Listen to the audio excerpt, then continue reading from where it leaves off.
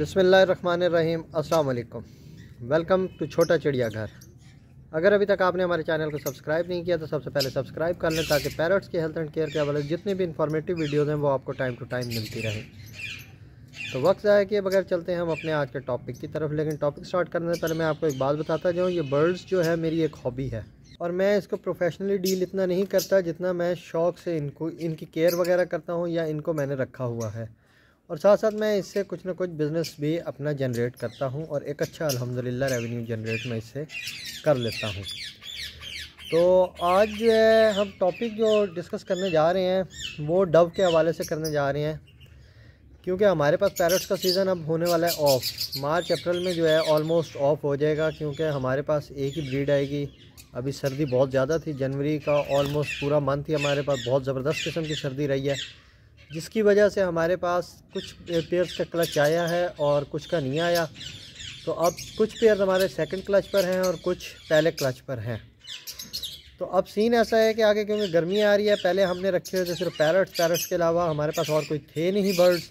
तो अब आहिस्ता आहिस्ता हम कोशिश करेंगे कि बर्ड्स को इंक्रीज़ करें और म्यूटेशंस डिफरेंट लगाकर बर्ड्स की अपने पास उनका भी एक रेवेन्यू भी जनरेट करें और शौक़ में भी थोड़ी सी इम्प्रूवमेंट करें। यानी कि अब ये जो पेयर आपको नज़र आ रहा है सिल्वर डव का, और एक मैं लेकर आया था ये ब्लैक डव का, ये सामने ब्लैक आपको डव नज़र आ रहा होगा। लेकिन अनफॉर्चुनेटली सीन को यूँ हुआ कि हमारे पास एक पीस एक्सपायर हो गया सिल्वर का, तो वो देखा तो हमने वो मेल था।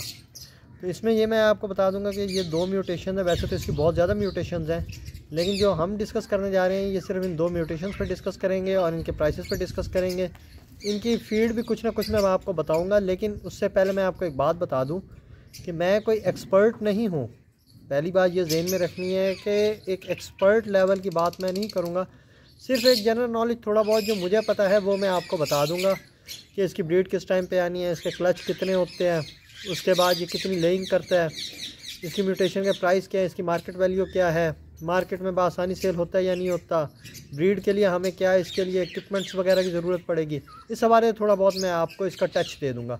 इसको हम अभी ले चलते हैं अपनी एवरी में और उधर ही एवरी में ले जाकर इसको छोड़ते हैं, फिर मैं आपको बताता हूँ इसके बारे में कुछ ना कुछ। तो जी हम आ गए इधर कॉकटेल की कॉलोनी में। ये हमारे पास 5 पीसेस जो है कॉकटेल के रखे हुए हैं इसमें। तो ये भी एक सेंसिटिव सा बर्ड है, बड़ा मासूम परिंदा है। तो इसी के साथ जो है हम अपने डव को छोड़ देंगे।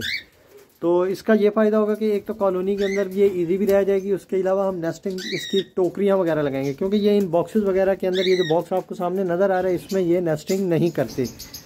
तो ये प्रॉपर जो नेस्टिंग करती है ये एक टोकरी वगैरह में करती है, या छन्नी वगैरह जो चाय की होती है। बड़े होटलों पर अक्सर आपने देखा होगा बड़ी बड़ी छन्नियाँ होती हैं, तो उन छन्नियों में ये नेस्टिंग शौक से करती है। तो पहले अब मैं आपको इसका मेल और फीमेल दिखा दूं कि मेल और फीमेल का किस तरह से पता लगेगा कि इनमें ये जो डव है सिल्वर, इनमें मेल कौन सा है और फीमेल कौन सा है। इसकी डाइट का भी बता देता हूँ और आपको मैं इसकी म्यूटेशन वगैरह का भी बता देता हूँ जो इस टाइम हमारे पास अवेलेबल है। वैसे तो ऑलमोस्ट उसकी कहा जाता है कि 40 से 50 के करीब इसकी म्यूटेशन है, लेकिन वो हम आहिस्ता आहिस्ता डिस्कस करेंगे।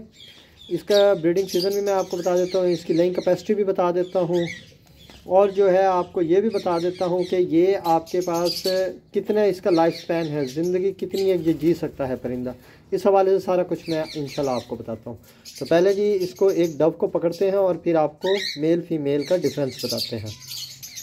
तो जी बात की जाए अगर फीमेल की, तो ये आपको इसका ऑरेंज कलर का रिंग नज़र आ रहा होगा आई के राउंड स्पेस पे। तो ये बिल्कुल बारीक सा होता है बानिस्बत मेल के। तो मेल का भी मैं आपको दिखाता हूँ कि मेल का किस तरह से थोड़ा बड़ा इसका रिंग होता है आई के राउंड। तो ये जी फीमेल है बड़ी, और इसको सिल्वर डव भी कहा जाता है, इसके अलावा इसको डायमंड डव भी कहा जाता है। तो ये कॉलोनी के इन्वायरमेंट में अच्छे से रह सकती है। तो इसको हम इसी कॉलोनी में, कॉकटेल की कॉलोनी में छोड़ते हैं, क्योंकि ये पैरट्स को वैसे तो अनलाइक करती है, लेकिन क्योंकि कॉकटेल एक किस तरह का बर्ड है कि वो नुकसान नहीं पहुंचाता दूसरे पैरट्स की तरह। सेम इसी तरह से ये भी दूसरे बर्ड्स को नुकसान नहीं पहुंचाते डव। तो इस वजह से ये इकट्ठे एक कॉलोनी में रह सकते हैं। तो अब मेल का मैं आपको डिफरेंस पहले बता दूं कि मेल का किस तरह से आपको आइडिया होगा। हमारे पास ये जो ब्लैक कलर का डव पीस है ये मेल का है और 2 फीमेल्स हैं हमारे पास।